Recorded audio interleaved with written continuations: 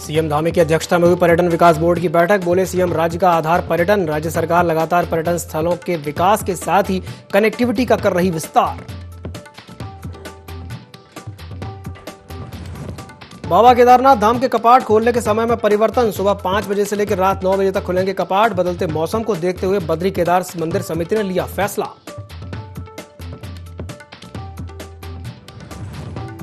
Single use plastic के उपयोग के खिलाफ प्रशासन का एक्शन। लोहा घाट में प्रशासन की टीम ने की कार्रवाई। कई ठिकानों पर मारे छापे।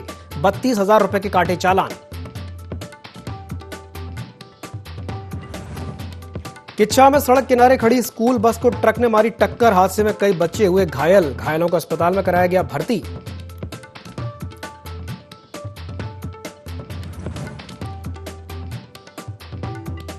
देहरादून में खेल एवं युवा कल्याण मंत्री रेखा आर्या ने की बैठक। खेल विभाग के अधिकारियों के साथ की समीक्षा। बोली मंत्री रेखा आर्या, राज्य में जारी हो चुका खेल नीति का जियो, प्रदेश के खिलाड़ियों को मिलेगा मौका।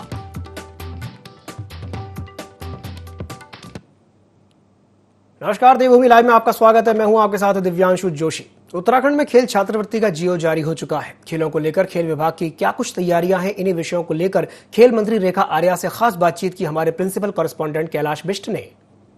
इस वक्त रेखा आर्या जी कैबिनेट मंत्री हमारे साथ है। उनसे हम बातचीत करेंगे कि बजट जारी हो चुका है उनके विभाग को लेकर भी, और अब कई तरह के कोशिश वो कर रही है अपने विभाग को यहाँ पर सर्वोच्च बनाने की। उन्हीं से हम बातचीत करते हैं। मैडम, खेल विभाग का जियो भी अब जारी हो चुका है और बजट भी हो चुका है, क्या कुछ तैयारियां आप देख रही हैं, क्या कुछ प्लानिंग्स फर्दर होंगे? देखिए, खेल विभाग में जिस प्रकार से हम लोग खिलाड़ियों के हित में भी और खेल के हित में भी खेल पॉलिसी लेकर आए हैं, अब उस खेल पॉलिसी के तहत संबंधित बहुत सारे ऐसे जियोज निकलने हैं जो खिलाड़ियों के हित में और उनके भविष्य को सुनिश्चित करने वाले हैं। तो हमने उसकी शुरुआत कर दी है। एक प्रथम जियो जारी हुआ है कि हमारे 8 वर्ष से लेकर 14 वर्ष तक के जो हमारे बच्चे होंगे, उनके अंदर खेल प्रतिभाओं को जानते हुए उनको खेल स्कॉलरशिप, जिसकी धनराशि 1500 रुपये होगी, उसका जियो हम लोगों ने जारी कर दिया है। ठीक इसी प्रकार से बहुत सारे जियो पाइपलाइन में हैं, कुछ वित्त विभाग में हैं और कुछ जिसके प्रस्ताव तैयार हो रहे हैं।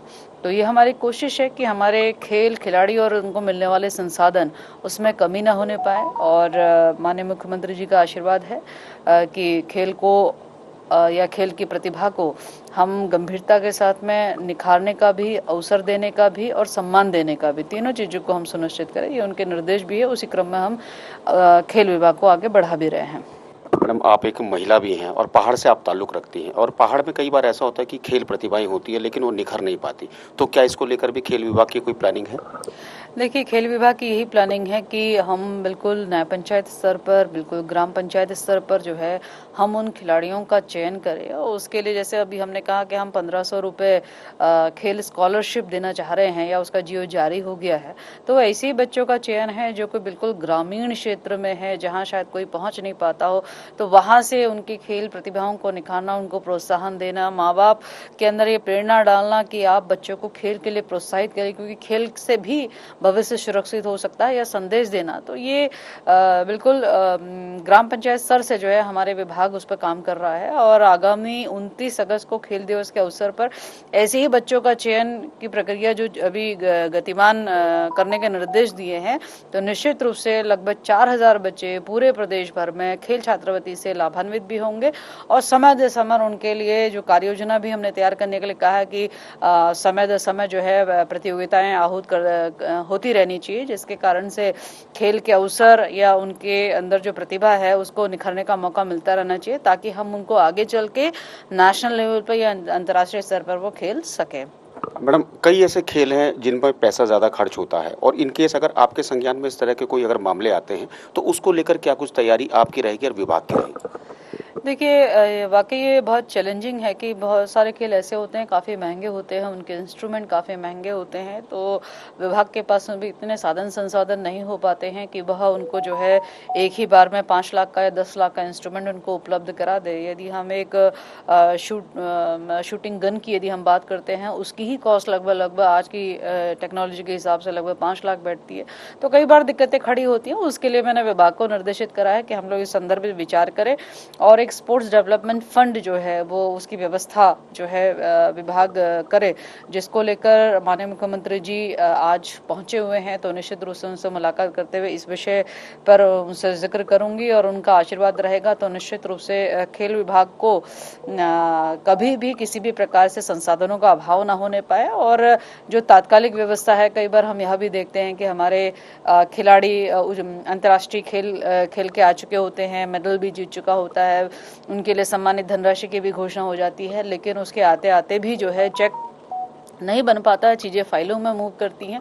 तो तात्कालिक उनको जो है वो सम्मान धनराशि मिल सके, तात्कालिक उनको व्यवस्था मिल सके, तात्कालिक उनको अपने अभ्यास के लिए संसाधन मिल सके, तो इसके लिए हम लोगों की कोशिश है कि स्पोर्ट्स डेवलपमेंट फंड जो है वो जनरेट करें। और माननीय मुख्यमंत्री जी का आशीर्वाद रहेगा तो निश्चित रूप से खेल विभाग इस दिशा में सशक्त भी होगा, ताकि खेल और उसके संसाधन और खिलाड़ी भी सशक्त हो सके। मैडम, खाद्य को लेकर एक बहुत महत्वपूर्ण आपने शुरुआत करी कि पात्र को हाँ, अपात्र को ना, इसको किस तरीके से आप देख रही हैं कि कितनी सफल और कितनी कारगर ये योजना आपको लग रही है?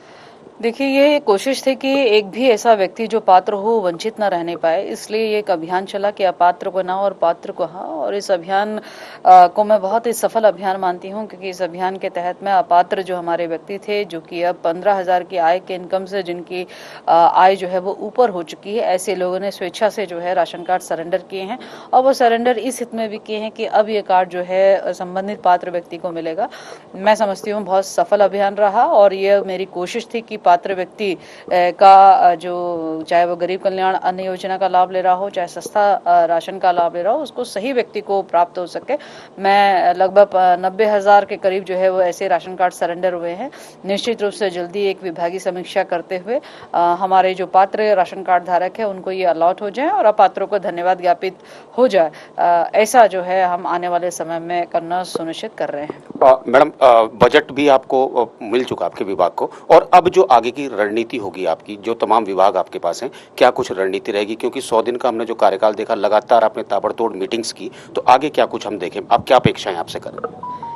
देखिए, मैं मानती हूँ कि हमारी पूरी सरकार जिस प्रकार से जनता के आशीर्वाद से, जनता को किए हुए वादों से पुनः लौटी है और बहुत प्रचंड बहुमत के साथ लौटी है। माननीय मुख्यमंत्री जी के कहे हुए वादे को पूर्ण करने का हम सबका लक्ष्य रहेगा। और साथ साथ में हमारा लक्ष्य यह भी रहेगा कि जो भारतीय जनता पार्टी ने अपने मैनिफेस्टो में कहा है, चाहे वो महिलाओं को लेकर कहा हो, चाहे वो अपने युवाओं को लेकर कहा हो, उसके लिए पूरा, चाहे वो 100 दिन हो, चाहे आने वाले हमारे 5 साल हो, उसमें उसकी पूरी रूपरेखा और उसका क्रियान्वयन आप देखेंगे और उसी अपेक्षा के साथ हम काम करेंगे। शुरुआत कर दी गई है, पूत के पांव पालने में दिखाई पड़ते हैं, तो 100 दिनों में वो आप देख सकते हैं और निश्चित रूप से उसका मूर्त रूप आने वाले 5 सालों में देखेंगे।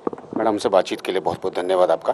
तो IND24 में आपने रेखा आर्य जी को देखा, जिनका साफ तौर पर यह कहना था कि 100 दिन का कार्यकाल जनता देख चुकी है और आगामी जो कार्यकाल होगा वो भी जनता देखेगी कि किस तरीके से जो वादे बीजेपी ने अपने संकल्प पत्र में पूरे किए हैं वो सरकार पूरा करके दिखाएगी। देहरादून से कैमरा पर्सन मयूर उपाध्याय के साथ IND24 के लिए कैलाश बेस्ट। मानसून सीजन और तीर्थयात्रियों की घटती संख्या को देखते हुए बद्री केदार समिति ने एक बड़ा निर्णय लिया है, जिसके तहत समिति ने केदारनाथ मंदिर के कपाट खोलने और बंद करने के समय में एक बदलाव किया है। श्रद्धालुओं के लिए दर्शनों का समय भी 4 घंटे कम कर दिया गया है। पहले जहां श्रद्धालु सुबह 4 बजे से रात्रि 11 बजे तक बाबा के दर्शन कर रहे थे, वहीं अब नई व्यवस्था के तहत सुबह 5 बजे से लेकर रात्रि 9 बजे तक के भक्त बाबा के दर्शन कर पाएंगे।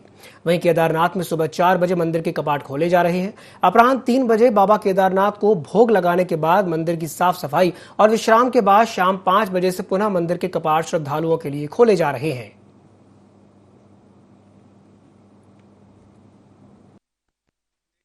बड़ी संख्या में श्रद्धालु तीर्थयात्री केदारनाथ धाम की यात्रा पर पहुंचे हैं। श्रद्धालुओं की संख्या ने पिछले जितने भी रिकॉर्ड थे सारे ध्वस्त कर दिए हैं। ऐसी परिस्थितियों में हमारे समक्ष चुनौती थी कि हम प्रत्येक यात्री जो भी केदारनाथ जी में पहुंचा है उसको दर्शन कराएं। तो उस परिस्थिति में हमने यह निर्णय लिया कि जो गर्भगृह है, गर्भगृह में श्रद्धालुओं का प्रवेश हमने प्रतिबंधित कर दिया था और सभा मंडप से ही श्रद्धालुओं को दर्शन कराए जा रहे थे। लेकिन अब जैसे मानसून सक्रिय हो गया है, बच्चों के विद्यालय खुलने वाले हैं, तो यात्रा काफ़ी कम हो गई है और लगभग 2-3-4 हज़ार तक की प्रतिदिन श्रद्धालु वहां पहुंच रहे हैं। तो ऐसी परिस्थिति में हमने मंदिर की जो पूजा अर्चना का जो समय है वो भी अब उसमें भी काफ़ी बदलाव किए हैं और हम सभी जो श्रद्धालु हैं उनको गर्भगृह में प्रवेश करा रहे हैं, वहाँ पर वो पूजा अर्चना कर सक रहे हैं। इसके अलावा प्रातः जो 4 बजे मंदिर के कपाट खुलते थे, अब वो 5 बजे कपाट खुल रहे हैं और रात्रि को 9 बजे कपाट बंद हो जा रहे हैं। देहरादून में सीएम पुष्कर सिंह धामी की अध्यक्षता में पर्यटन विकास बोर्ड की एक महत्वपूर्ण बैठक संपन्न हुई। बैठक में पर्यटन को बढ़ावा देने के साथ ही मौजूदा पर्यटन स्थल पर सुविधाओं के विस्तार को लेकर के चर्चा की गई। बैठक को लेकर सीएम पुष्कर सिंह धामी ने बताया कि पर्यटन ही राज्य का मुख्य आधार है। जिस सोच के साथ उत्तराखंड का निर्माण हुआ था, उसी सोच के साथ सरकार आगे बढ़ रही है। उन्होंने कहा कि पीएम मोदी के नेतृत्व में लगातार उत्तराखंड में सड़कों का नेटवर्क बिछाया जा रहा है। ऑल वेदर रोड हो, चाहे भारत सड़क माला योजना हो, दिल्ली देहरादून हाईवे हो या ऋषिकेश कर्णप्रयाग रेल लाइन हो, एलिवेटेड रोड हो, सभी पर तेजी से काम हो रहा है। मुख्यमंत्री ने कहा कि पर्यटन के बढ़ावे के लिए हवाई सेवा का विस्तार किया गया है, जिसमें गोचर की हवाई पट्टी समेत अन्य का काम प्रगति पर है। उन्होंने देश भर के होटल इंडस्ट्री से जुड़े लोग और निवेशकों को उत्तराखंड आने की अपेक्षा जताई और सभी से सुझाव भी आमंत्रित किए हैं। निर्माण हो रहा था, उस समय से पर्यटन इस राज्य का मुख्य आधार बनेगा, ऐसा सोचकर राज्य का निर्माण हुआ था। उस क्षेत्र में हम आगे बढ़े हैं, काफ़ी कुछ पर्यटन के क्षेत्र में पहले काम हुआ है। आज हमारे देश के यशस्वी प्रधानमंत्री मोदी जी के नेतृत्व में और उनके निर्देशन में आज जिस प्रकार से हमारे प्रदेश के अंदर चाहे वो ऑल वेदर रोडें हों, चाहे भारतमाला श्रृंखला की रोडें हों, चाहे हमारा ऋषिकेश कर्णप्रयाग रेल लाइन हो या दिल्ली से देहरादून को आने वाला हाईवे हो, नया प्रस्तावित जो बनने वाला निर्माण होने वाला एलिवेटेड रोड हो, उन सभी पर काम हो रहा है। क्योंकि लोगों को आने जाने की अच्छी सुविधा होगी तो हमारे यहाँ लोग आएंगे और हमारा पर्यटन बढ़ेगा। इस दिशा में जो हवाई सेवाएं हैं, देहरादून का जो एयरपोर्ट है उसका विस्तार किया गया है, अभी और विस्तारीकरण की प्रक्रिया चल रही है। पंतनगर का एयरपोर्ट ग्रीन फील्ड बने, उसके लिए हम लोग लगातार प्रयास कर रहे हैं। गौचर की हवाई पट्टी, चिन्यालीसौड़ की हवाई पट्टी, पिथौरागढ़ की हवाई पट्टी उस पर चले। अभी हम हवाई सेवाओं को, निजी कंपनियों को भी हमने यहाँ पर परमिशन दी है। एक कमेटी का भी हमने उस पर अभी गठन किया है, जो सभी को सुनने के बाद और हम कितना विस्तार अपने उत्तराखंड के अंदर सभी क्षेत्रों में पर्यटन की दिशा में कर सकते हैं, उस पर काम होगा। सोमवार की रात को धापला गांव में हाथियों के झुंड ने खूब तांडव मचाया। आबादी में जैसे ही हाथियों का झुंड घुसा, ग्रामीणों में भगदड़ मच गई। लोग अपनी जान बचाने के लिए घरों से निकलकर भागने लगे। हाथियों के झुंड ने गांव में जहां फसल को नुकसान पहुंचाया, वहीं आधा दर्जन ग्रामीणों के घरों में तोड़फोड़ करते हुए सामान इधर उधर फेंक दिया। ग्रामीणों ने एकजुट होकर हिम्मत जुटाते हुए हल्ला करके हाथियों के झुंड को भगाया। वन विभाग के अधिकारियों को घटना की सूचना दे दी गई है।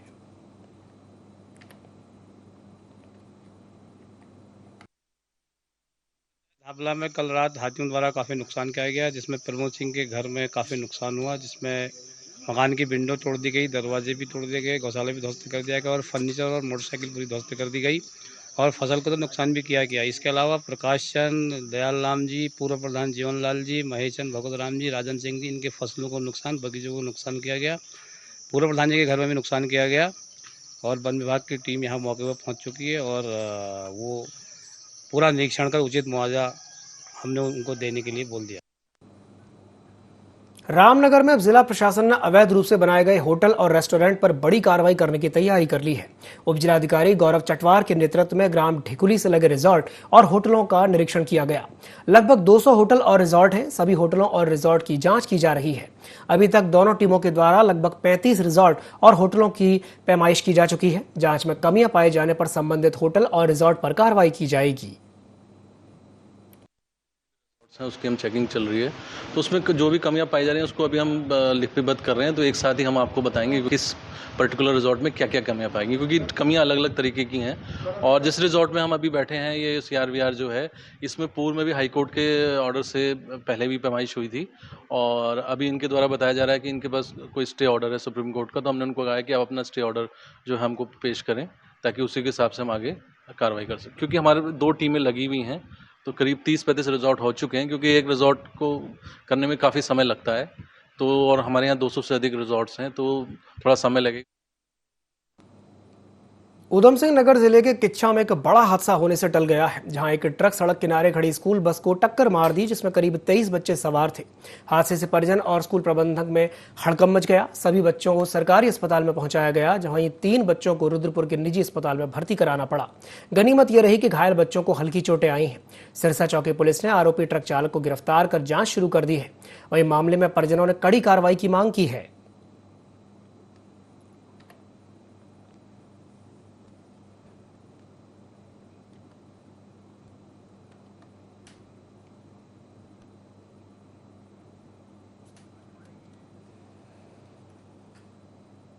उत्तराखंड में गैरसैंण को राजधानी बनाने का मुद्दा लगातार गरमाया हुआ है। अब इसे लेकर के पूर्व मुख्यमंत्री हरीश रावत 14 जुलाई को गैरसैंण में सांकेतिक तालाबंदी करने वाले हैं। इस पर बीजेपी प्रवक्ता विनय गोयल ने चुटकी ली और कहा कि हरीश रावत अपने लिए कोई न कोई राजनीतिक काम ढूंढते ही रहते हैं। वो एकला चलो रे की राजनीति में विश्वास करते हैं। कांग्रेस संगठन का कोई और काम नहीं है।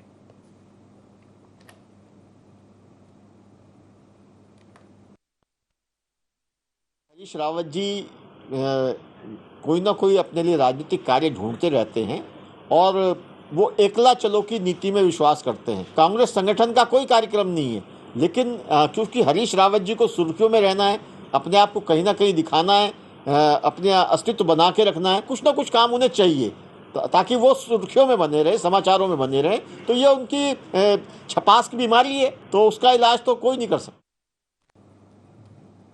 कोटद्वार के नामी हिस्ट्री शीटर मेहरबान सिंह रावत उर्फ मेहरू की अपने ही घर से लाश मिली है। करीब 17 साल बाद पौड़ी जेल से मेहरू रिहा हुआ था। परिजनों ने परिवार के लोगों पर हत्या की आशंका जताई है। शव का पोस्टमार्टम करके पुलिस मामले की जांच में जुट गई है। कि उन्हें मारा गया है क्योंकि मौत मतलब आदमी स्वस्थ आदमी थे, ठीक ठाक थे, चलने फिरने वाले थे, घूमने फिरने वाले थे। भाई साहब के साथ हमारे डेली मॉर्निंग में इवनिंग में घूमते थे।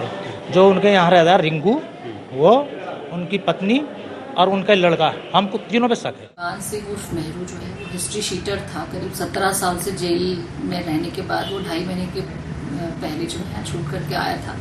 तो कल उसकी संदिग्ध परिस्थितियों में मौत हुई। हमने पंचायतनामा और पोस्टमार्टम करा दिया है। इसके द्वारा उसका मर्डर हुआ है या उसकी मौत कैसे हुई संदिग्ध परिस्थितियों में, ये सब जांच के बाद ही पता लगा। देहरादून में खेल एवं युवा कल्याण मंत्री रेखा आर्या ने खेल विभाग के अधिकारियों के साथ एक समीक्षा बैठक की। यमुना कॉलोनी स्थित शासकीय आवास पर हुई बैठक में मंत्री रेखा आर्या ने विभाग के कार्यों की प्रगति की जानकारी ली। वहीं मंत्री रेखा आर्या ने कहा कि यह बेहद हर्ष का विषय है कि राज्य में खेल नीति का जीओ जारी हो चुका है। इससे प्रदेश के खिलाड़ियों को अपने खेल को निखारने का एक मौका मिलेगा।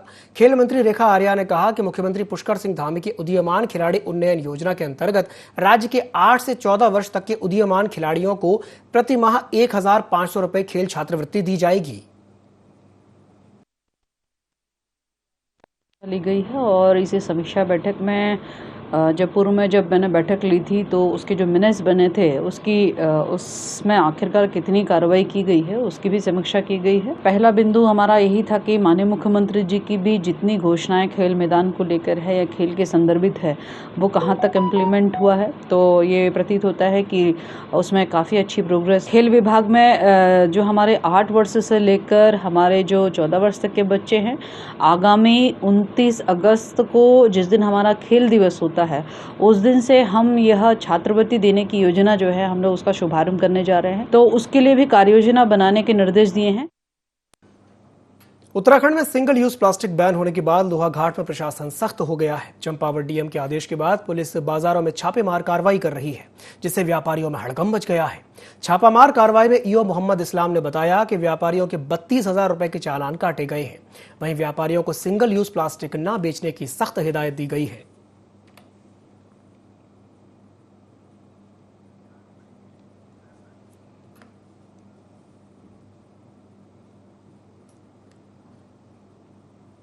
बद्रीनाथ नेशनल हाईवे पर हनुमान चट्टी के पास एक कार अनियंत्रित होकर अलकनंदा नदी में जा गिरी। जानकारी के मुताबिक कार में 3 लोग सवार थे। सूचना मिलते ही एसडीआरएफ की टीम ने सर्चिंग ऑपरेशन चलाया, जहां एसडीआरएफ की टीम ने 2 शव बरामद किए हैं, जिनको पुलिस के सुपुर्द कर दिया गया है। एक महिला लापता है, जिसके वाहन में फंसे होने की आशंका जताई जा रही है। वहीं एसडीआरएफ की टीम सर्चिंग में जुटी हुई है।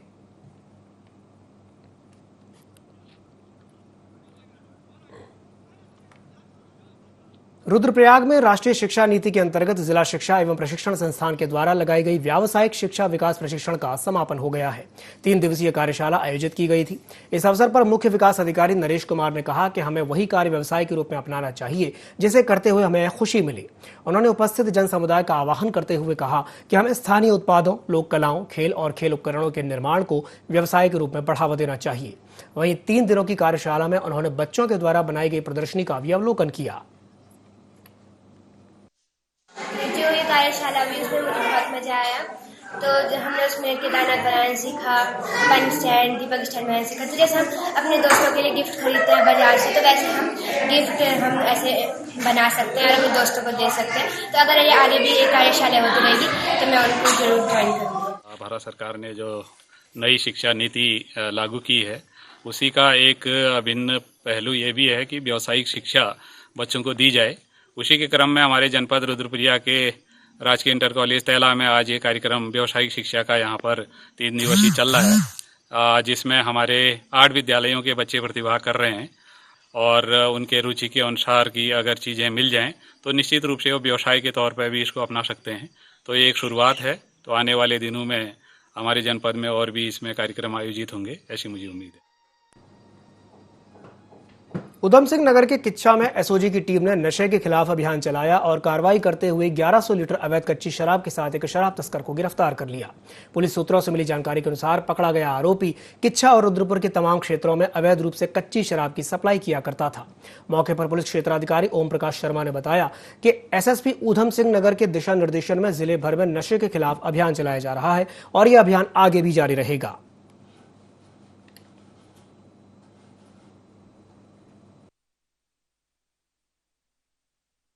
सूचना प्राप्त हो रही थी कि लालपुर क्षेत्र में अवैध कच्ची शराब बनाई जा रही है। इस संबंध में मुखबिर मामूर किए गए थे।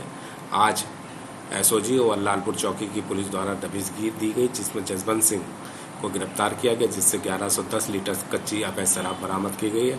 अभियुक्त को जेल भेजा जा रहा है। काफ़ी मात्रा में अवैध शराब का स्टॉक उसने कर रखा था, जिसको आज पकड़ा गया है और इसी तरीके से भी कार्रवाई की जाएगी। बुलेटिन में फिलहाल के लिए इतना ही। दीजिए इजाजत। नमस्कार।